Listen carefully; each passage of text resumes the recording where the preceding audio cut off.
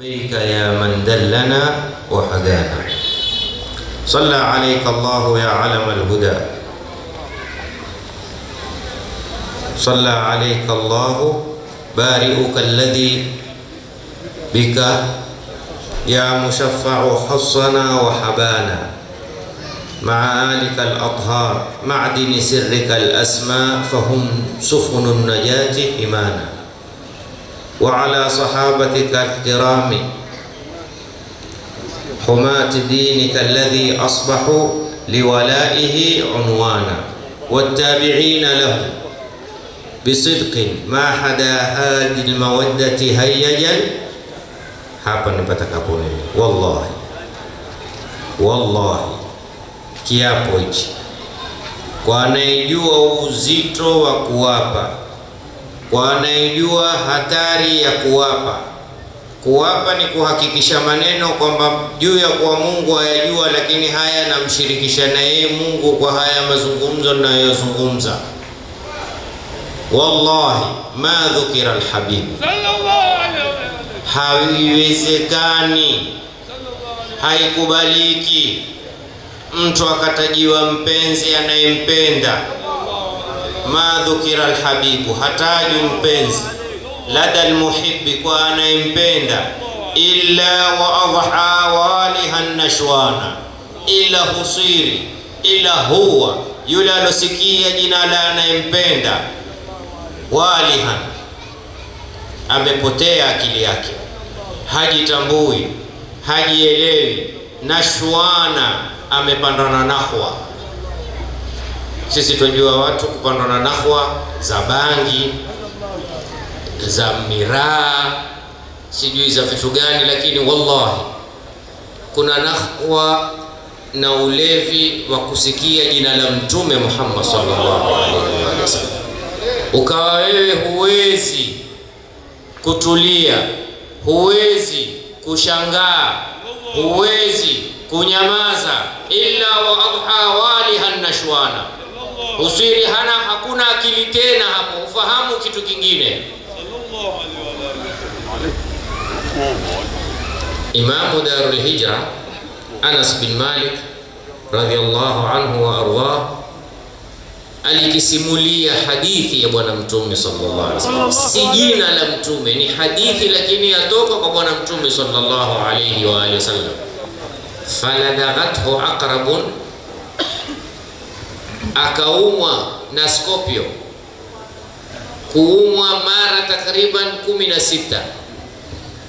Baada ya kumaliza aonekana mara wajhu, uso wake umekuwa mwekundu. Akaulizwa, kwa nini, mbona uso wako mwekundu? Akasema, kuna kitu nahisi kama kimeniuma kwenye maungo. Akipandisha nguo namna hii kaumwa 16 times, mara 16 na scorpio. Akasema, ulikuwa huhisi? Alikuwa asema, siwezi kuhisi wakati jina la Mtume liko kwenye ulimi wangu sallallahu alaihi wasallam. Swalie Mtume. Hawezi kukata mazungumzo, hawezi kusikia utungu, hawezi kusikia jambo lolote iwapo jina la Mtume sallallahu alaihi wa alihi wasallam lapita katika ulimi wake. Ndio huyu leo wenye sehemu kama hii, Mwenyezi Mungu awabarikie, Mwenyezi Mungu awatakabalie, Mwenyezi Mungu awafungulie zaidi katika mahaba ya kumpenda Mtume sallallahu alaihi wasallam. Wenyewe wanatuambia, sikizeni kwa makini hapa, unapoona wewe umemtamani Mtume, si kwa ni wewe umemtamani yeye, bali ni yeye amekutamani wewe, ndio wewe ukamtamani. Sijui umefahamu ibara? Unapojihisi wewe watamani kumsifu Mtume, watamani kumtaja Mtume, jua ni yeye alitangulia kukutamani, ndio Mungu akakupa taufiki ili umtaje yeye, si yoyote. Ikiwa leo kuna mikutano la yusminu wala yughni, huwezi kuweka bila ruhusa yao. Itakuwa mkutano wa Mtume Muhammad sallallahu alaihi wa sallam, sharti ya kuidhinisha, sharti ya kuruhusu, aliyempenda yeye, aliyemchagua yeye, alomtukuza yeye, alompa sifa yeye, naye ni Mtume Muhammad sallallahu alaihi wa sallam, mtume ambaye kwamba angali ni mtoto mdogo, akiwa pamoja na mtoto wa Halima. Amerudi mtoto wa Halima kuja kumwelezea Halima, akamwambia ya umma, na Halima uko na mume wake Muhammad, ana nini? Sema wamekuja watu wawili, wamemchukua wakampasua, wakamtoa kitu ndani ya matumbo yake, wakasafisha, wakamregesha. Halima akababaika, akatoka mbio, akienda akamwona Mtume swalla sallam hana lolote, mzima amesimama. Muuliza, ya Muhammad una nini? Sisemi ya Muhammad kwamba sitaki kumsema ni mtume, bado nikali mtoto, lakini sisi tunajua kabla hajaumbwa yeye kuumbwa kwake ataumbwa ni Mtume Muhammad sallallahu alaihi wasallam.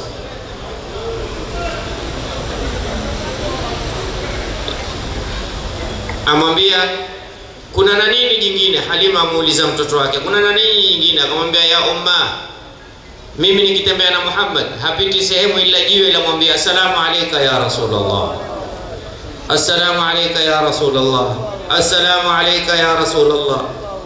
Bado hajawa Mtume sallallahu alaihi wasallam, lakini majiwe yamtambua. Na ndiye Mtume sallallahu alaihi wasallam akasema, inni kuntu a'lamu hajaran fi Makkah kana tusallimu alayhi, mimi likijua jiwe Makkah, ndani ya Makkah najua jiwe fulani nikipita likimsalimia assalamu alaykum wa rahmatullah, assalamu alaykum wa rahmatullah. Vipi leo wewe washindwa na jiwe? Jiwe liliweza kumsalimia hajawa Mtume, jiwe liliweza kumsalimia akiwa Mtume. Wa inna min alhijarati lama yatafajjaru minhu wa inna minha lama yahbitu min khashyati llah. Kuna mawe ni bora kushinda baadhi ya nyoyo. Usiwe wewe moyo wako utashindwa hata na jiwe. Sayyidina Hassan bin Thabit asema kigogo kilimtamani akakikumbatia.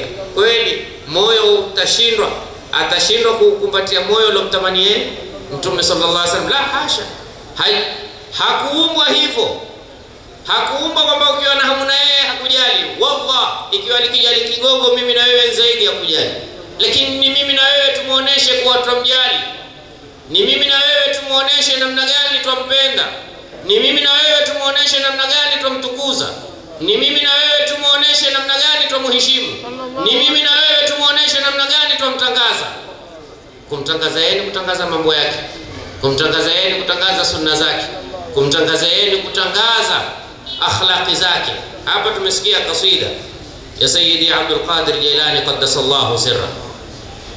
Yeye ni mdogo, mamake amsafirisha dogo, enda kutafuta elimu, achukue pesa afungue kwenye jeb ni sehemu ya kufunga vifungwa, apasue mweke pesa ndani yake, ambaye hii ni pesa, sababu njiani kuna majambazi wakikutafuta, angalau hapa si sana kushika, wao angalia kwenye nini, mifuko, na kuweka hizi pesa hapa zitakufaa, ngazi kupokonya hii imebakia. Sayyidi Abdul Qadir Jilani mtoto mdogo, takriban miaka 7 au 8 au 9, majambazi wakasimamisha gari, watu washuki, kila mtu pigwa tero inspection, una nini. Mmoja akamuuliza, hey, unao pesa? Akamwambia mimi ninao. Ziko wapi hizi hapa? Wewe wajua sisi nani? Nyinyi sisi nani? Majambazi. Majambazi kazi yake nini? Sikutia Fatiha. Majambazi kazi yake kupokonya watu pesa. Unajua kama sisi kazi yetu kupokonya pesa? Najua kazi yetu kupokonya pesa. Na kwa nini utwambie? Sema mamangu alinitukua ahadi, akanambia mtoto wangu, ogopa kusema uongo, ogopa kusema uongo. Yule akamchukua mpaka kwa mkubwa wa majambazi, shekhe la majambazi. Alipokwenda akamwambia, umsikia huyu mtoto maneno anayozungumza? Akamwambia, maneno gani? Sema nimemuuliza una nini? Asema ana pesa. Nimemuuliza tujue sisi nani? Asema najua. Nyinyi nani? Majambazi, kazi yenu kupokonya watu pesa. Na kwa nini sasa useme? Asema nilimwahidi mama wangu, alitukua ahadi kwa sitosema uongo, na mimi siwezi kusema uongo. Akamwambia, lakini mama yako hako. Akasema, lakini Mungu wa mamangu huko. Mtoto mdogo, mtoto mdogo. Kwa nini awe namna hii? Kwa sababu alipata malezi walomjua Mtume Muhammad sallallahu alaihi wasallam. Bali hata majambazi walikifanya ujambazi, lakini walikuwa wanasila baina yao wao na Mwenyezi Mungu Subhanahu wa Ta'ala.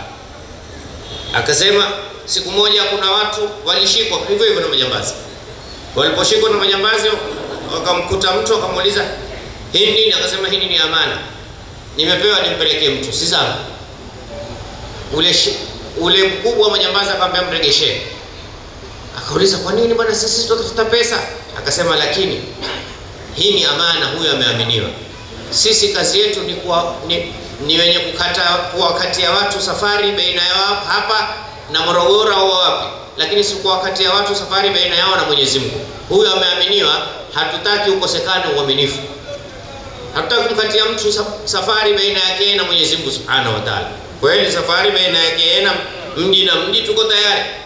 Angalia malezi yalivyokuwa akileta taathiri. Afanya makosa, lakini pia atofautisha baina makosa haya baina mimi na mja na haya baina mimi na Mwenyezi Mungu. Sitaki kuingilia makosa kama haya. Tarbia, malezi ni kitu ambacho kwamba hivi sasa kimekosekana, ni kitu ambacho kwamba hivi sasa hakithaminiwi, ni kitu ambacho kwamba hivi sasa hakuna anayokipa priority. Malezi, ndugu zangu, angalia Mwenyezi Mungu Subhanahu wa Ta'ala katika Qur'ani asema innal insana khuliqa idha massahu ash-sharru wa idha massahu al-khairu. Ukiona katika Qur'ani kumekuja al-insan kwa ni kuwa ni mwanadamu kabla hajamjua Mwenyezi Mungu.